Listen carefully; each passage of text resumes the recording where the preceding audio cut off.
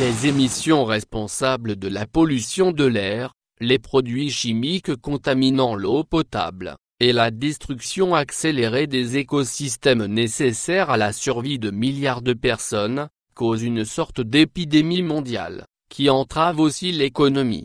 Ce rapport sur l'environnement mondial, Global Environment Outlook, GEO, sur lequel ont travaillé 250 scientifiques de 70 pays pendant 6 ans, souligne également un fossé grandissant entre pays riches et pays pauvres, surconsommation, pollution et gaspillage alimentaire au nord précipitent famine, pauvreté et maladies au sud.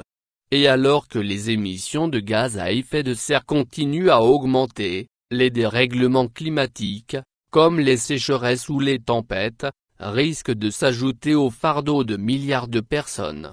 Dans ce domaine, l'accord de Paris de 2015 vise à limiter le réchauffement à plus de 2 degrés Celsius, voire 1,5 degré Celsius, par rapport à l'ère pré-industrielle.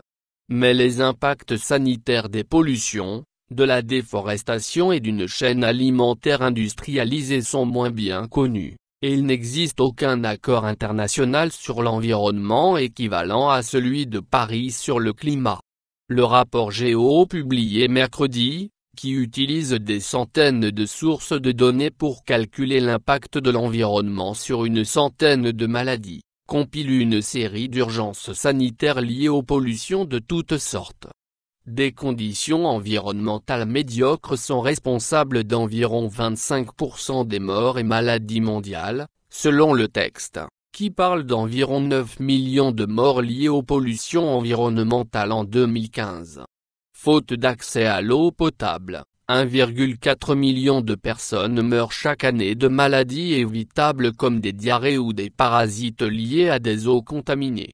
Les produits chimiques évacués en mer provoquent des effets négatifs sur la santé potentiellement sur plusieurs générations, et 3,2 milliards de personnes vivent sur des terres dégradées par l'agriculture intensive ou la déforestation.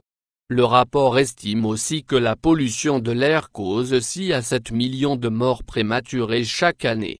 Quant à l'utilisation débridée d'antibiotiques dans la production alimentaire, elle risque d'entraîner la naissance de bactéries super résistantes qui pourraient devenir la première cause de mort prématurée d'ici le milieu du siècle. Des actions urgentes et d'une ampleur sans précédent sont nécessaires pour arrêter et inverser la situation, indique le résumé à l'attention des décideurs qui accompagnent le rapport. Sans une réorganisation de l'économie mondiale vers une production plus durable, le concept de croissance pourrait devenir vide de sens face aux morts et au coût des traitements, estiment les auteurs. Le message central est que si vous avez une planète en bonne santé, elle soutient non seulement la croissance mondiale mais aussi la vie des plus pauvres qui dépendent d'un air pur et d'une eau propre, indique à l'AFP Joyita Gupta, coprésidente du GEO. À l'inverse, un système en mauvaise santé cause des dégâts immenses aux vies humaines. Le rapport note toutefois que la situation n'est pas irrémédiable, appelant notamment à la baisse des émissions de CO2 et de l'utilisation des pesticides. Le gaspillage alimentaire pourrait également être réduit, alors que le monde jette aux ordures un tiers de la nourriture produite, 56% dans les pays les plus riches. Tout le monde dit que d'ici 2050, nous devrons nourrir 10 milliards de personnes, mais cela ne veut pas dire que nous devons doubler la production, insiste Joyita Gupta, plaidant notamment pour une baisse de l'élevage. Mais cela entraînerait un changement des modes de vie, reconnaît-elle.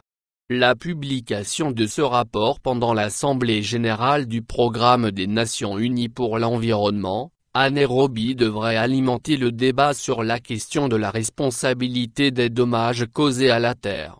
Selon des sources proches des négociations, certains pays riches, États-Unis en tête, menacent de ne pas accueillir favorablement le rapport, un mauvais signe dans l'espoir d'un éventuel futur accord sur la réduction des gaspillages, de la surconsommation et des pollutions.